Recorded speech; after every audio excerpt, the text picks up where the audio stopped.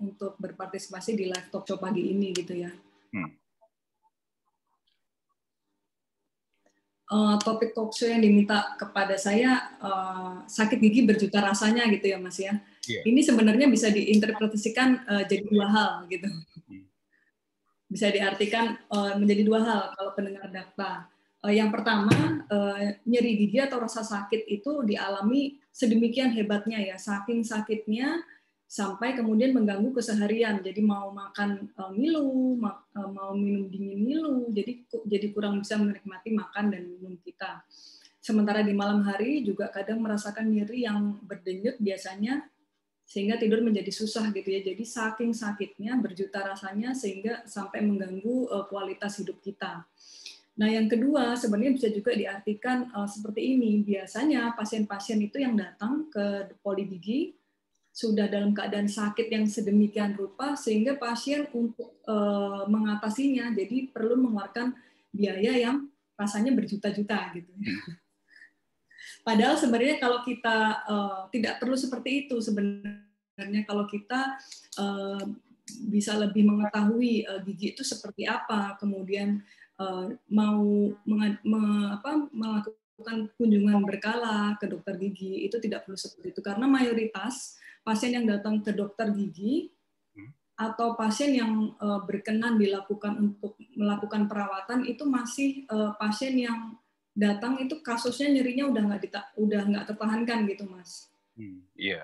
Jadi pasien-pasien kalau nggak ada nyeri gigi dia beranggapan tidak perlu datang ke dokter gigi.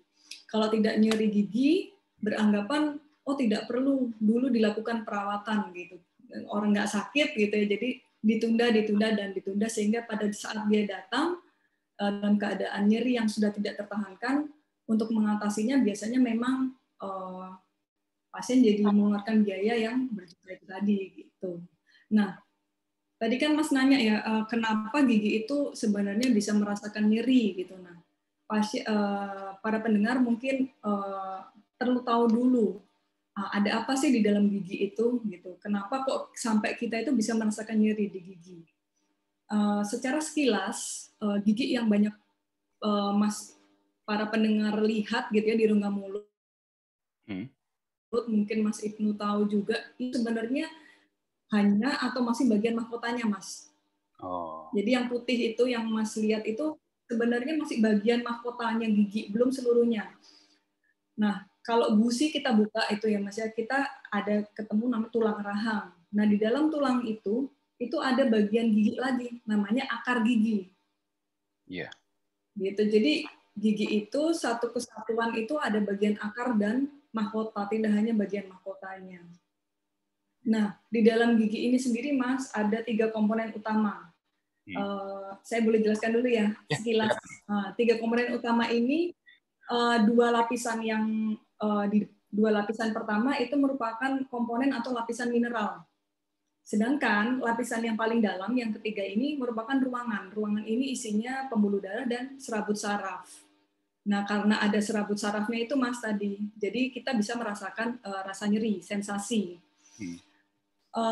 Lapisan yang paling luar tadi, ya, enamel itu merupakan lapisan yang paling padat gitu ya Mas ya. Dia melindungi bagian-bagian di bawahnya. Yang kedua itu namanya dentin. Dentin itu kepadatannya dia nggak sepadat enamel. Dan dia kalau kita perbesar itu strukturnya kayak dibayangkan kayak ada pipa-pipa gitu Mas. Pipa-pipa kecil banyak. Nah, pipa-pipa inilah yang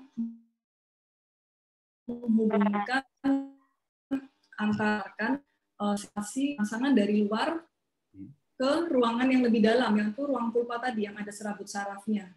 Gitu. Nah, saat gigi kita sehat aja nih Mas, saat enamel lapisan terluar tadi utuh, gigi aja masih bisa kan menghantarkan rangsangan dari luar. Nah, apalagi saat lapisan mineral ini terkikis atau berkurang, utamanya enamel gitu ya. Ini otomatis si yang kedua ini tadi, si dentin yang terdiri dari pipa-pipa tadi, dia langsung terekspos nih sama rangsangan atau stimulus dari luar, sehingga dia langsung diantarkan ke saraf. Jadi itu yang kemudian kita jadi merasakan rasa nyeri gitu Mas. Berarti walaupun di lapisan enamel sendiri kalau memang sudah ada lubang ataupun bolongan rusak, ini memang sudah terasa sakit, dok ya? Iya, betul. Apalagi kalau enamel kita itu tadi sudah berkurang, sudah terkikis, sudah menghilang. Nah, antara itu kita semakin rasa nyeri yang semakin makin yang kita semakin hebat lagi yang kita rasakan seperti itu. Nah, enamel atau lapisan mineral ini itu bisa berkurang karena banyak hal ya Mas ya. Mungkin saya memaparkan yang hal-hal yang umum gitu ya, yang umum, penyebab yang umum. Yang pertama karena karies, proses karies. Jadi karies ini proses melarutnya mineral gigi karena peran bakteri. Gitu. Nah, peran bakteri ini gimana? Jadi gini, kalau di rongga mulut kita itu terdiri dari banyak bakteri, Mas ya. Bapak Ibu, jadi kalau ada sisa makanan di rongga mulut kita, Bapak Ibu meninggalkan sisa makanan, habis makan tidak dibersihkan. Nah, sisa makanan ini bisa menjadi substrat atau sumber energi bagi si bakteri ini. Karena bakteri ini juga mau hidup, ya, dia melakukan metabolisme. Hasil dari metabolisme bakteri dengan substrat ini, substrat sisa makanan itu tadi menghasilkan produk yang bersifatnya asam. Iya. Nah, produk asam ini, Mas, kalau menempel terus lama di permukaan gigi, dalam kurun waktu yang lama, terus-menerus berlanjut, lama-lama dia menarik mineral yang tadi kita sudah kenal di depan itu. Komponen-komponen mineralnya itu tertarik, terurai, akhirnya terjadi itu lubang. Gitu. Jadi prosesnya kurang lebih seperti itu. Nah, yang patut diwaspadai oleh Bapak Ibu pendengar Dakta mungkin seperti ini ya. Jadi lubang yang awalnya itu terjadi di lapisan yang paling luar tadi, enamel yang saya sebut itu tadi, paling keras. Biasanya kalau lubang sudah terjadi di situ, Mas, itu pasien belum merasakan rasa nyeri. Iya. Jadi Bapak Ibu, Mas Ibnu coba cek di depan cermin, kalau di gigi itu ada guratan atau garis hitam gitu ya, terutama di gigi-gigi belakang. Karena gigi-gigi belakang itu kan memang anatomi atau bentuknya kayak banyak parit-parit ceruk-ceruknya itu ya Mas ya. Iya. Nah, ketika itu ada hitam-hitam garis, itu sudah terjadi lubang sebenarnya. Tapi karena dia terjadinya di bagian enamel ya, pasien belum merasakan nyeri gitu. Nah, biasanya mereka cenderung mengabaikan, tidak datang ke dokter gigi, ataupun sudah di dokter gigi sudah diberitahu, misalnya diedukasi, Pak, Bu, ini perlu ditambal, nggak apa-apa dok, nggak sakit, seperti itu cenderung diabaikan karena memang di lapisan itu belum merasakan rasa nyeri. Nah, tapi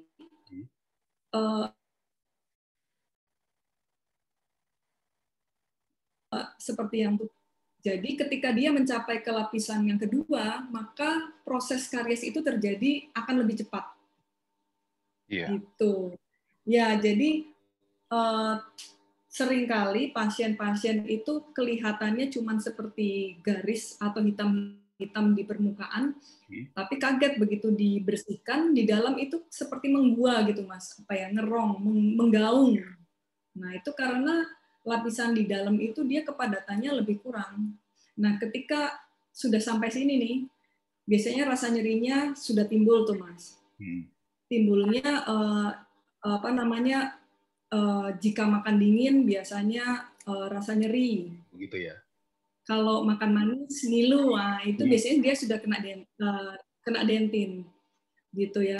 Nah, tapi kalau misalnya rangsangannya itu yang menyebabkan dia rasa ngilu itu tidak dihadirkan atau tidak dimakan dan diminum, rasa nyerinya tidak dirasakan seperti itu. Makanya juga biasanya pasien di fase ini masih cenderung menunda, tidak datang ke dokter gigi. Karena masih nggak mengganggu kok, masih bisa ditunda seperti itu, masih ada periode-periode tidak nyerinya. Nah, seperti ini.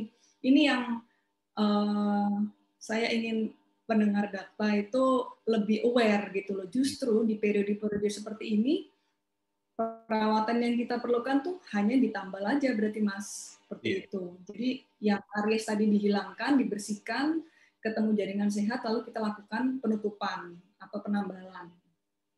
Karena Sobat Daftar perlu tahu, seperti tadi saya sudah paparkan di depan, lapisan gigi itu lapisan mineral, jadi lapisan keras gitu ya. Beda dengan kulit kita ketika terjadi luka, ya itu dia bisa beregenerasi menutup sendiri, ibaratnya seperti itu.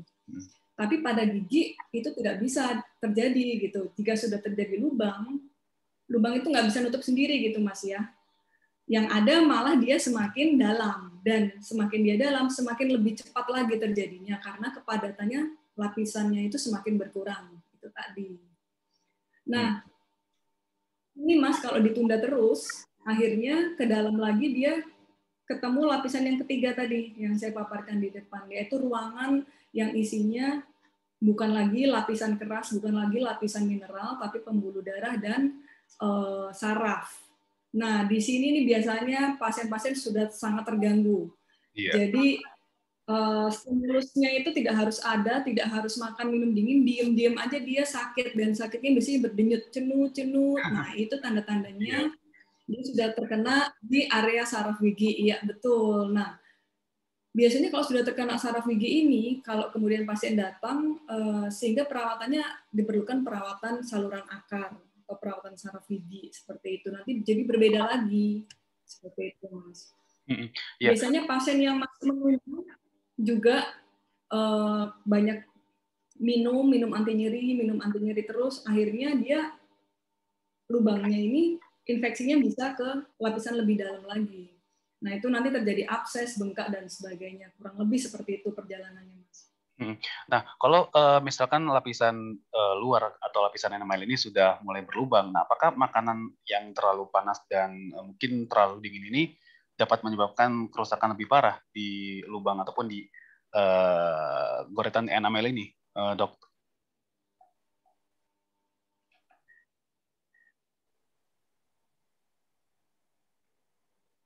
Gimana, Mas?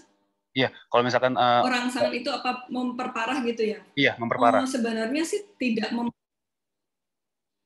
kalau memperparah nyeri, memperparah keadaan lubangnya sebenarnya tidak ya, karena ya secara keseharian memang rongga mulut kita ini kan menjadi gerbang awal masuknya nutrisi, masuknya asupan, merasakan manis, merasakan panas, dingin, dan sebagainya. Tapi kalau memperparah rasa nyeri, itu bisa terjadi di fase yang tadi kariesnya mencapai di lapisan dentin. Nah, seperti itu. Ya, setiap dia paparkan dengan rangsangan dingin atau manis, dia merasakan nyeri. Tapi jika sudah sampai ke fase ini, Mas,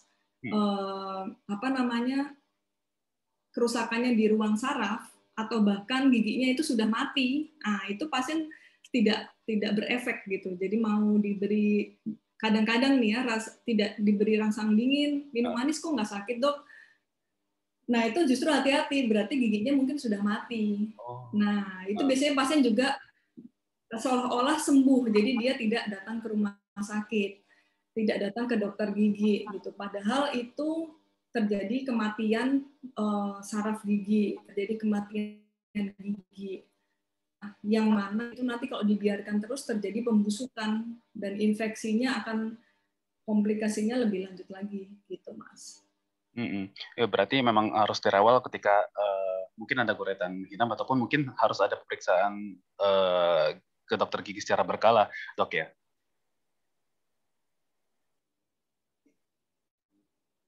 Iya, betul. Jadi sangat disarankan pemeriksaan secara berkala dan kalau perlu memang dilakukan sedini mungkin. Kalau anak kecil pun itu dari gigi mulai, karena parents sudah banyak datang karena dokter gigi akan mengedukasi parents juga bisa bersiap ke depannya seperti apa yang harus disiapkan. Kemudian gigi itu juga seiring bertambah usia kebutuhannya akan berbeda-beda. Contohnya misalnya ini Mas, misalnya Mas di rumah ada keluarga yang senior usianya ya, itu kalau kita lihat sering banget merasakan sensitif, padahal giginya nggak berlubang.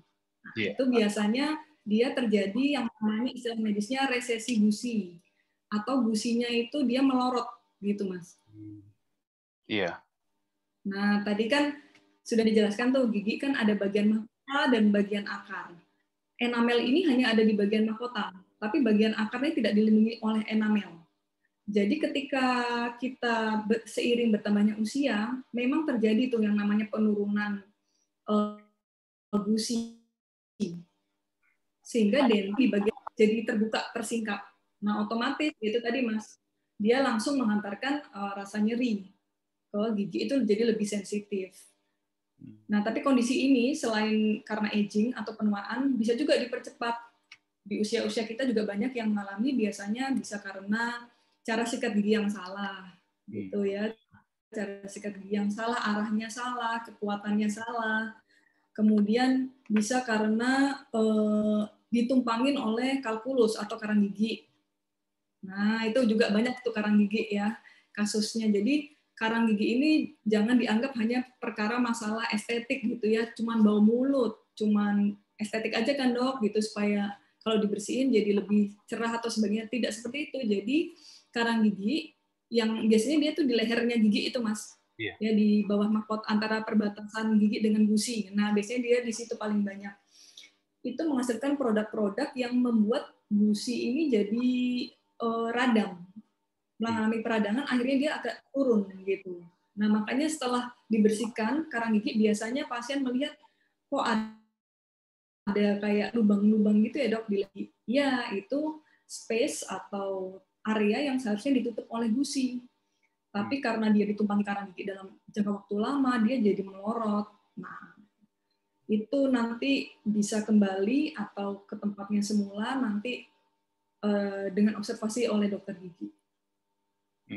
Iya, baik. Berarti memang harus diwaspadai untuk apapun masalahnya, misalkan ada garetan ataupun lubang sedikit di enamel harus diperiksa. Baik, dokter, kita akan jeda terlebih dahulu, dok. Nanti mungkin rekan-rekan yang ingin bertanya terkait dengan masalah gigi atau sakit dengan dokter Mega, silakan bertanya di WhatsApp 081511100707, karena nanti untuk penanya 3 penanya yang cepat dan juga yang terbaik akan dapat voucher antigen dari Mitra Keluarga Bekasi Timur. Baik, kita akan jeda terlebih dahulu dan rekan-rekan jangan kemana-mana.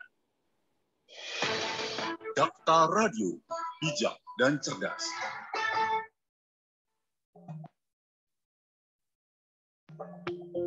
Sari kurma sangat bermanfaat bagi kesehatan untuk meningkatkan daya tahan tubuh dan stamina. Dapatkan sari kurma berkualitas dari HNI dengan kandungan 100% sari kurma. Mengkonsumsi sari kurma dapat melancarkan pencernaan, menjaga kadar gula darah, mengurangi tekanan darah, serta membantu pemulihan sakit demam berdarah dan tipes. Yuk, saatnya kita hijrah belanja sekaligus hijrah produk halal ke HNI. Dapatkan produk halal berkualitas. Dapatkan produknya di Radio Dakta. Info pemesanan hubungi 8807426, 8807427, atau WhatsApp 0815 11107.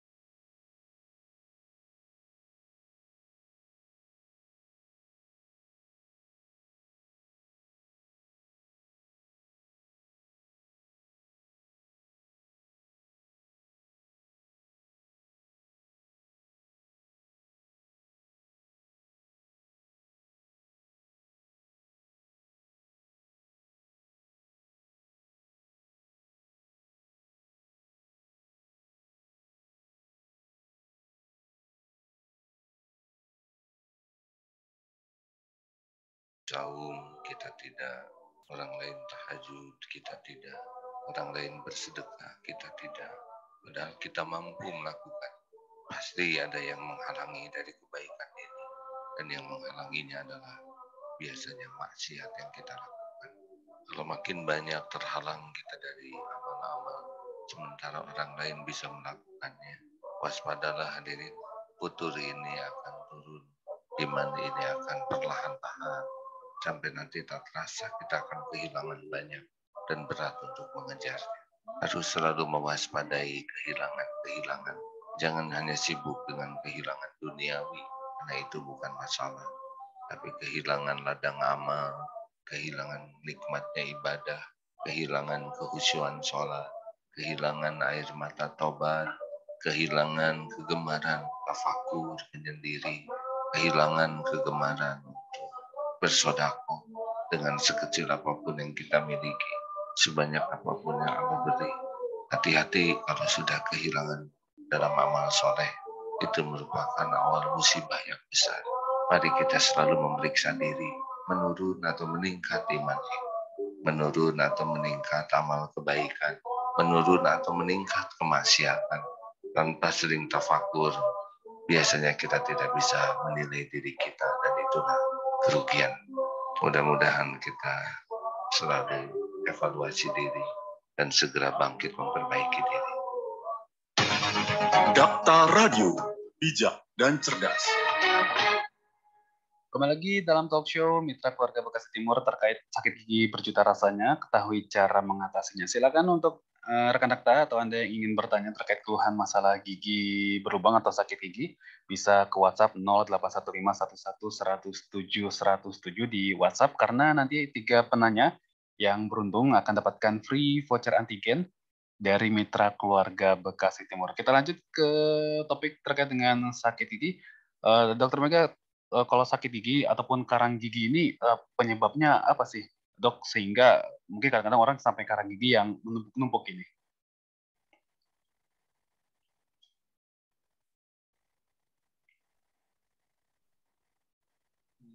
Iya, penyebabnya karang gigi. Karang gigi itu sebenarnya awalnya dari yang tadi itu masih sisa-sisa makanan. Jadi makan, minum, sisa-sisa makanan itu tidak kita bersihkan.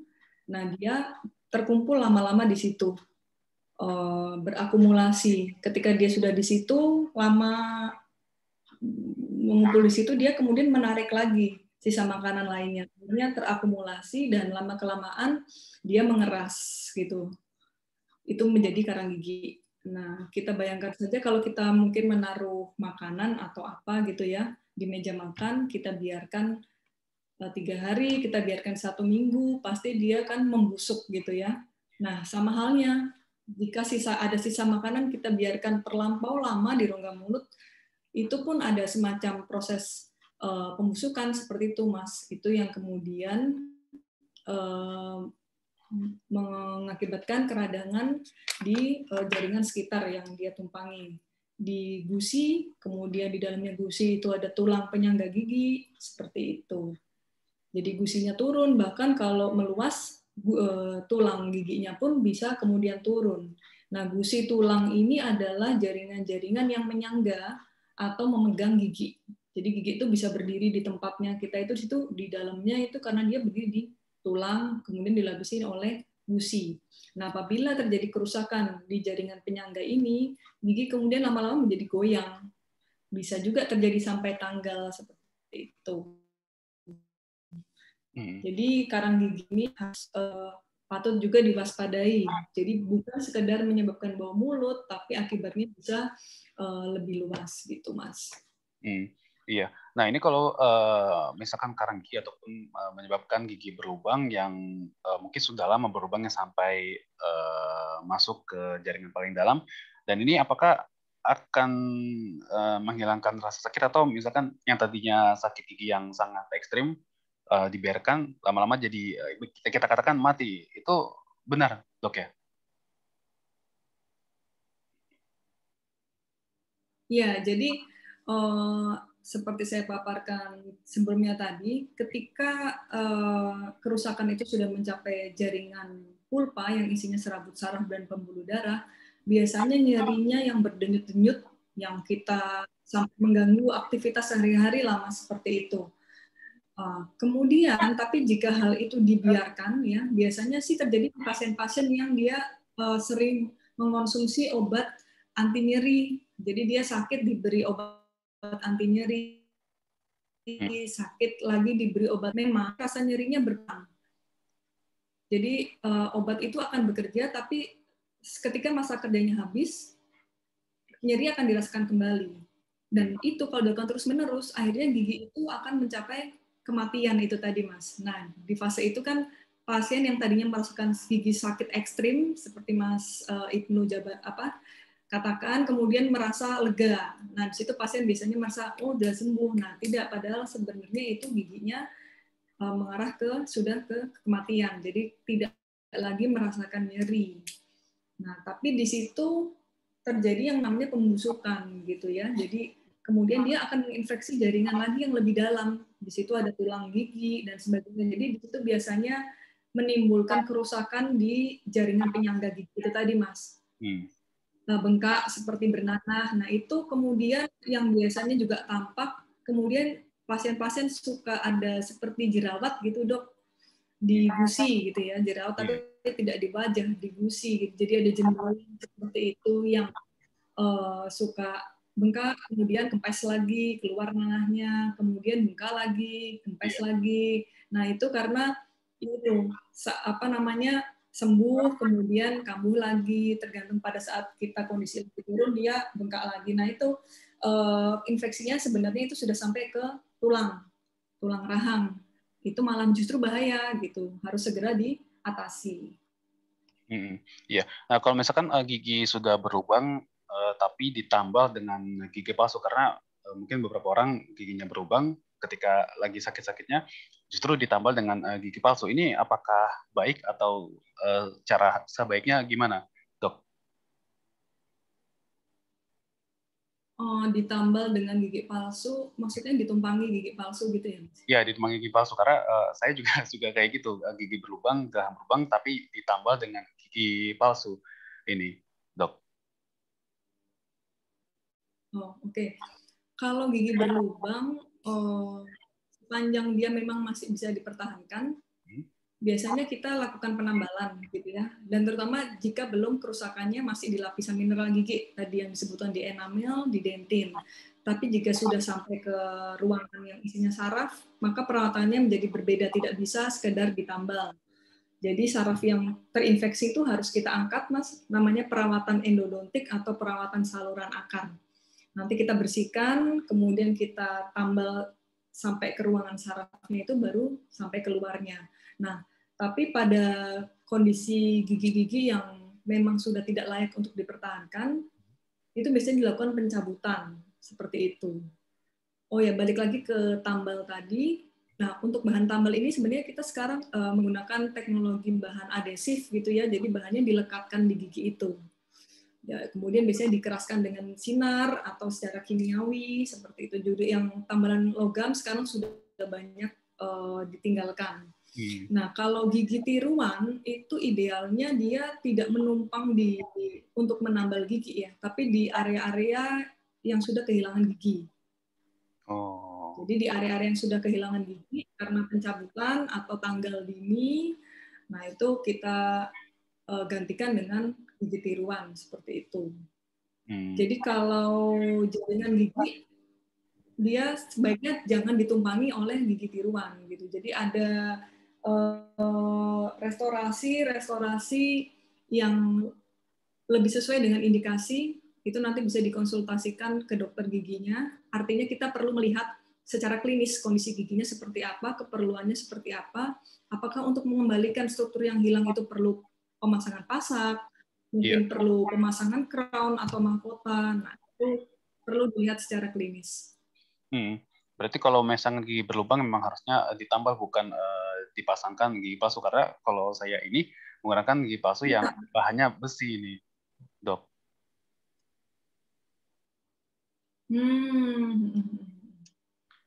Iya, gitu. Kalau gigi, mungkin maksud crown atau ini ya Mas ya, tuangan cor yang berbentuk logam seperti itu.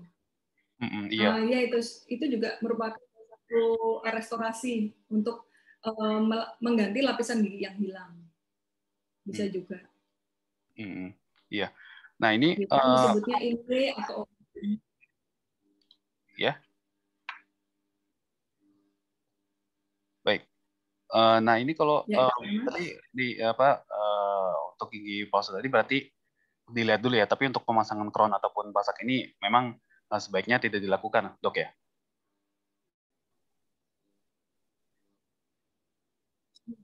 Iya. Harus dilihat kasus per kasus sih ya. Berarti harus dilihat kasus, tapi untuk kasus seperti ini tidak masalah, dok ya?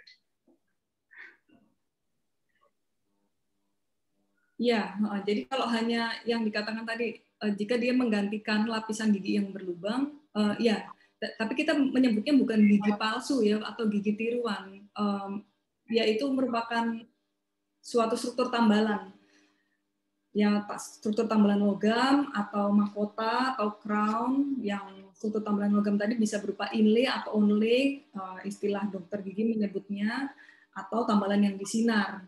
Kalau gigi tiruan itu biasanya dia menggantikan benar-benar area gigi yang tidak ada atau hilang, sudah dicabut, seperti itu. Sebenarnya kalau permasalahan gigi ini bisa menjerumus ke penyakit-penyakit lain nggak sih, ya dok, di luar gusi dan mulut ini? Oh iya Mas, tentu saja.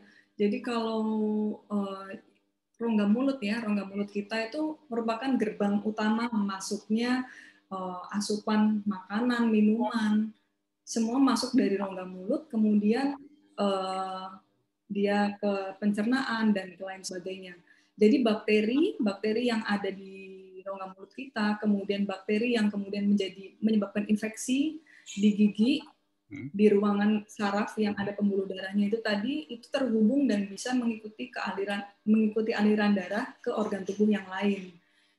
Dan pada beberapa kondisi bahkan memang sudah ada penelitiannya, memang saling berhubungan gitu ya. Misalnya Mas, pada banyaknya itu di penderita juga yang mengalami diabetes mellitus.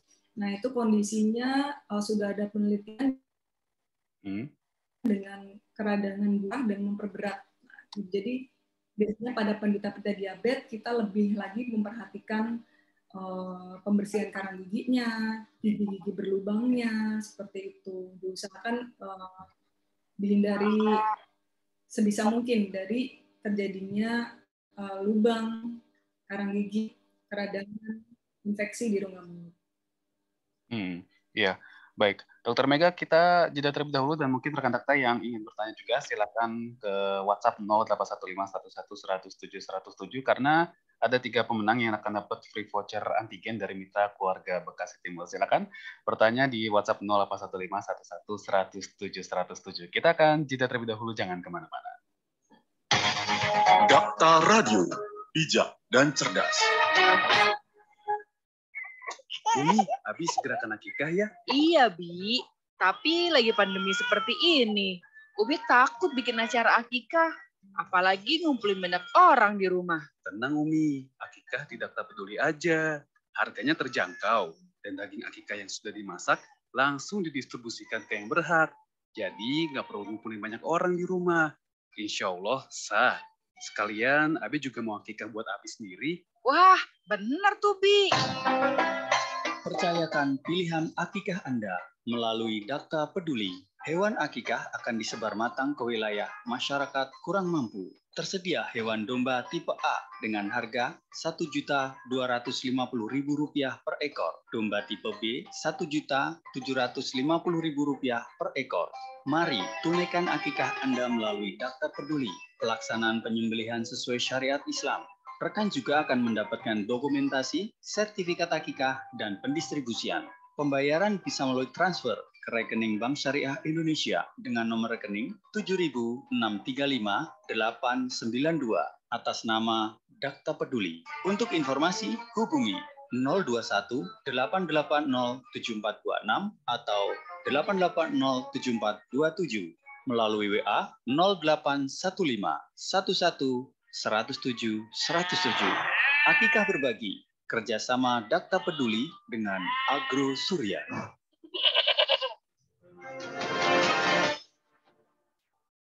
Terkait laporan rekan Dakta jalan rusak di wilayah Bekasi Utara, kami sudah stop. Wah, jadi sekarang kalau ada apa-apa di Bekasi, bisa lapor Dakta. Nah itu Bu, tumpukan sampah di bawah jembatan itu yang dampak dari banjir Senin 2 minggu lalu atau 3 minggu lalu itu. Pak Febi, kami juga sudah tersambung dengan Kepala UPTD Pemakasan dan Pemeliharaan Bangunan Air pada Dinas Bina Marga dan Di lapor Dakta bisa direspons sama pihak terkait. Keren. Rekan Dakta laporkan keluhan seputar fasilitas publik dan lainnya di wilayah Bekasi dalam Lapor Dakta. Dengarkan terus Lapor Dakta setiap hari di 107 FM Radio Dakta, bijak dan cerdas. Saya terima kasih sama Radio Dakta, apresiasi banget buat Radio Dakta karena sudah responnya cepat banget ke dinas terkait. Karena saya nggak tahu harus lapor kemana. Rekan Dakta, ingat ya, pandemi COVID-19 di seluruh negara belum berakhir. Jadi jangan lengah dan abai dengan protokol kesehatan. Tetap menjalankan 5M, memakai masker, mencuci tangan, menjaga jarak, menghindari kerumunan, dan mengurangi mobilitas. Jangan lupa vaksinasi ya, untuk mencapai herd immunity dan mengurangi resiko jika terkena COVID-19. Terima kasih kami ucapkan kepada rekan Dakta yang selama COVID-19 ini selalu patuh dengan protokol kesehatan. Karena dengan itu semua, rekan telah melindungi diri sendiri dan orang lain. Untuk rekan Dakta yang masih belum patuh dan bahkan abai dengan prokes, kami tidak bosan loh terus mengingatkan, karena ini sebagai bentuk ikhtiar kita untuk menjaga keluarga dan orang sekitar agar terhindar dari COVID-19. Salam sehat dari kami semua.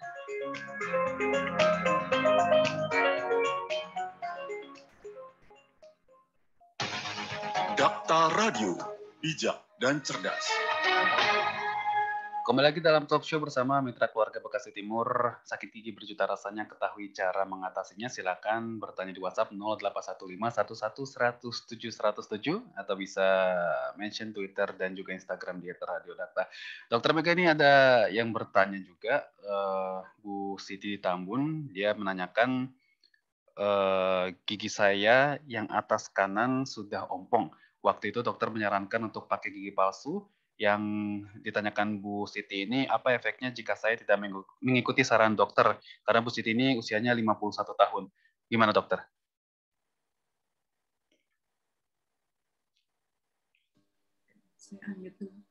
Oke, Bu Siti, tadi kehilangan gigi ya. Saran saya, jadi gini, gigi, sebenarnya gigi yang dicabut itu sudah merupakan opsi terakhir ya. Pencabutan itu dilakukan sebagai opsi terakhir. Selama gigi itu masih bisa dipertahankan, maka kita lakukan tindak perawatan yang dapat mempertahankan gigi itu selama mungkin di rongga mulut. Kenapa begitu? Karena sebenarnya ketika dilakukan pencabutan, kemudian pasien mengalami kehilangan gigi, maka urusannya itu menjadi panjang.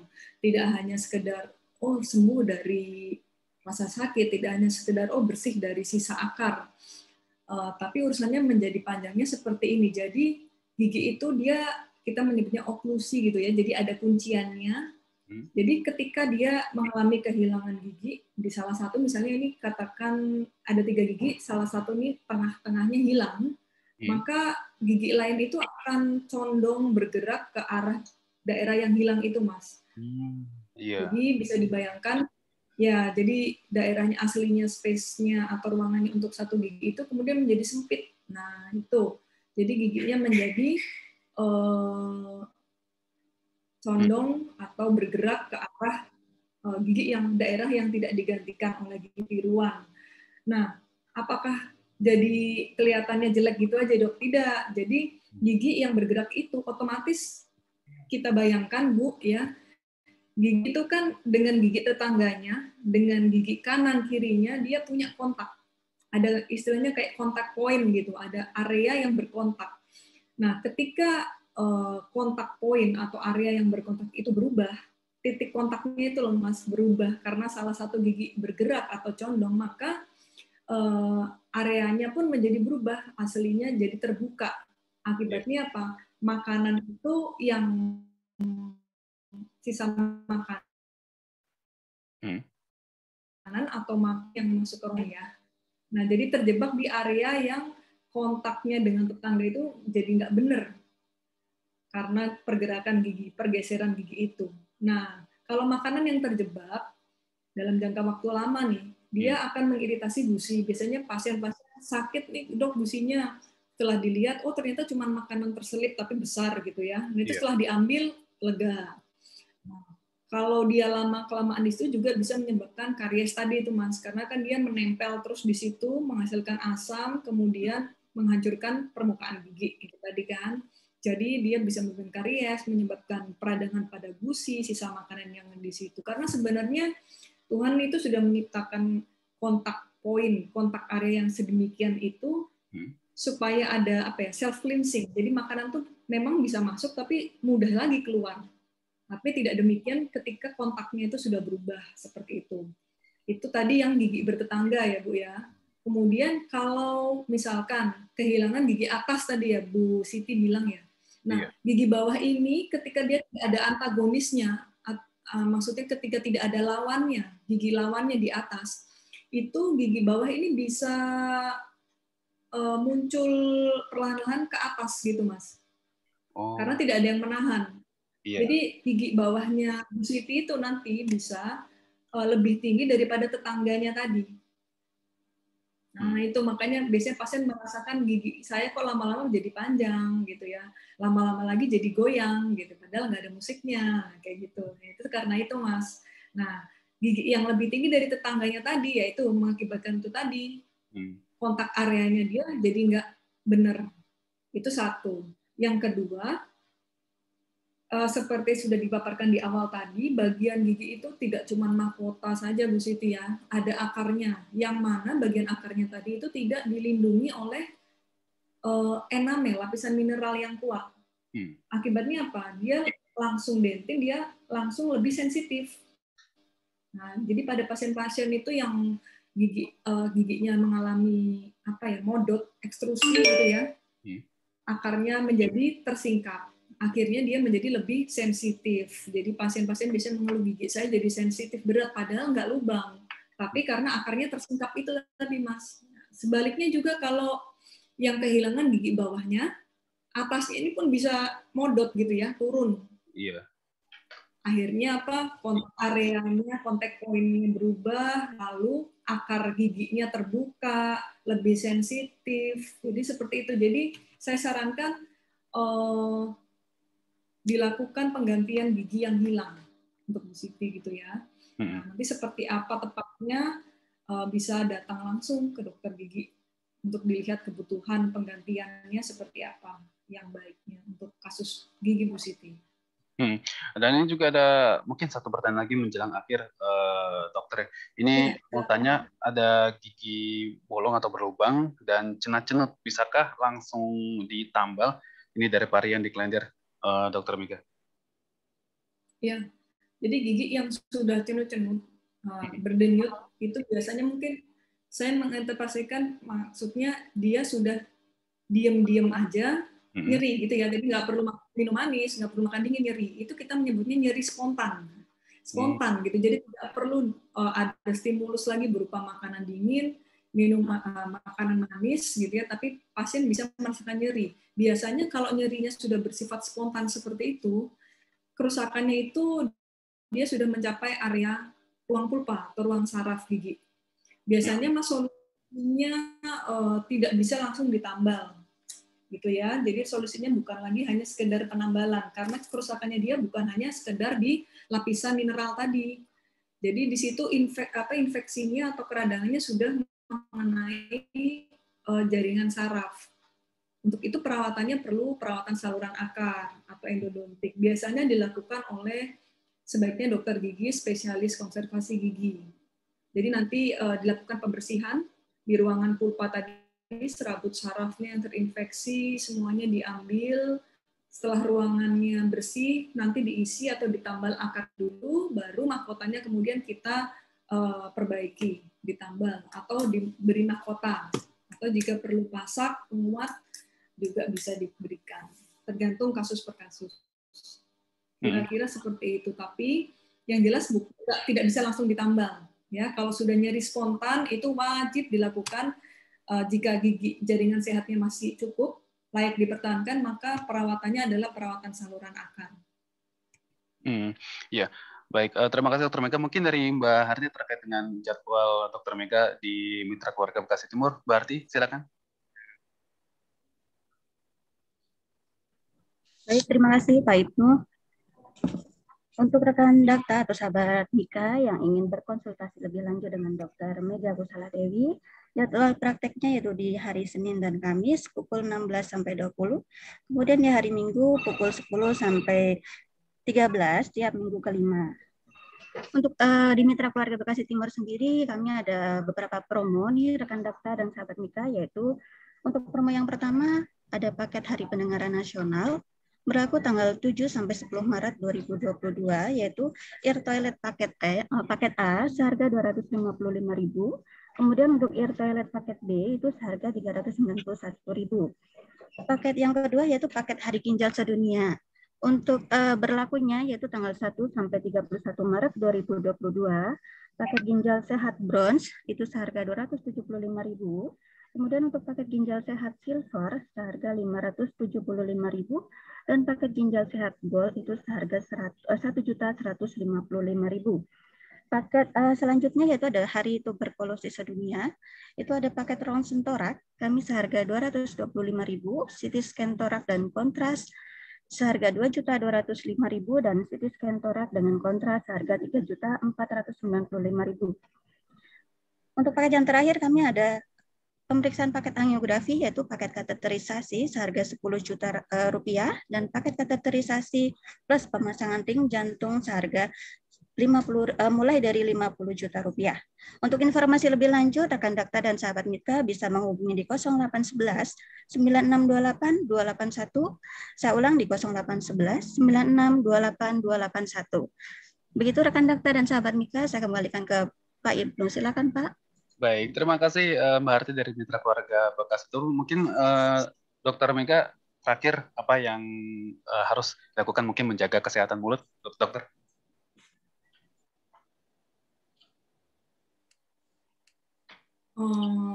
Iya, kalau dari yang tadi saya simpulkan ya, pertama mungkin nyeri gigi itu bisa dirasakan berbeda-beda ya.